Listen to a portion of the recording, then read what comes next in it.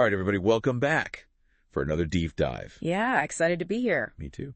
And today we're talking about something that, like, low-key impacts everyone's lives, but you probably never think about it. Yeah, for sure.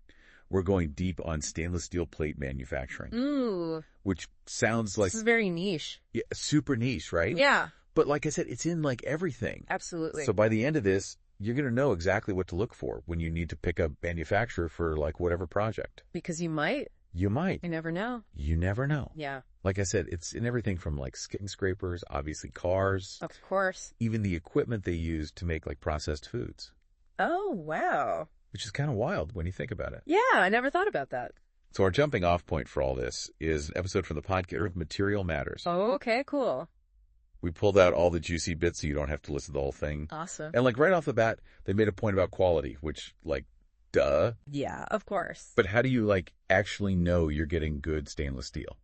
Right, so that's where, like, all these international standards come into play. Things like ASTM and ASME. Those sound familiar. I feel like I've seen those letters before. Yeah, you probably have. They're, like, basically a seal of approval that tells you the steel meets certain benchmarks for strength, durability, all that good stuff. Okay, so, like, it's not just some random factory churning out metal plates. Exactly. There are actual, like, rules and regulations and testing that goes into it to make sure it's actually safe and reliable. Because, like, I'm picturing a bridge or, like, a giant building. Yeah. You wouldn't want those built with, like... Shoddy materials. Yeah, exactly. Like janky steel. Huge liability. Right. Huge consequences. Yeah. But it sounds like it's more than just, like, checking off boxes. Like, oh, yeah, it meets these standards, we're good. It is more than just ticking boxes because, like you said, meeting the minimum standards, that's kind of just like getting a passing grade. But the real question is, can this specific manufacturer actually deliver what your project needs? Interesting. Like, you got to think about the capabilities they have beyond just meeting those basic requirements. So it's not just like a sheet of metal. It's not. There are different kinds of stainless steel. Absolutely. For different purposes. 100%. And this is where it gets interesting because, like, different grades of stainless steel exist for a reason. Like what kind of reasons? Well, for example, the chromium content can vary wildly, and that affects how corrosion resistant the steel is. And why would that matter? Yay. Well, let's say you're building a food processing plant. You're going to need stainless steel that can hold up to constant cleaning with, like, harsh chemicals. Oh, yeah, that makes sense. Something you wouldn't necessarily need for, like, a handrail in a mall, you know? Okay, so it's like using the right tool for the job. Exactly. It's all about matching the material to the specific application. So how do I even know what to look for?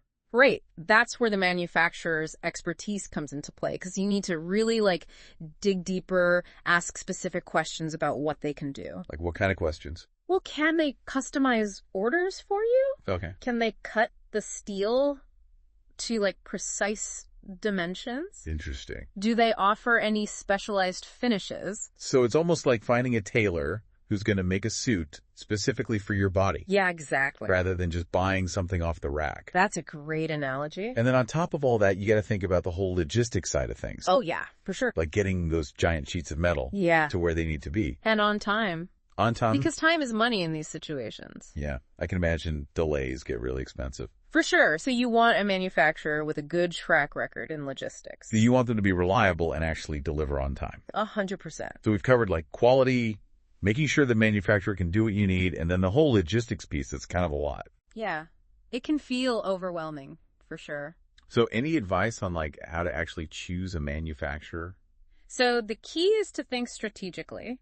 Okay. This is a long-term investment, not just a quick purchase. So don't just go for the cheapest option? Not necessarily, because you got to factor in all those other things we talked about. Okay. So, like, check out their certifications, see what kind of products they offer, compare their pricing, but also look at their reviews. Oh, that's a good point, because you want to know what other customers have experienced. Absolutely. It gives you a much better picture of the company than just their marketing materials. So it's like finding a partner, not just a supplier. Exactly. Someone who's invested in your success.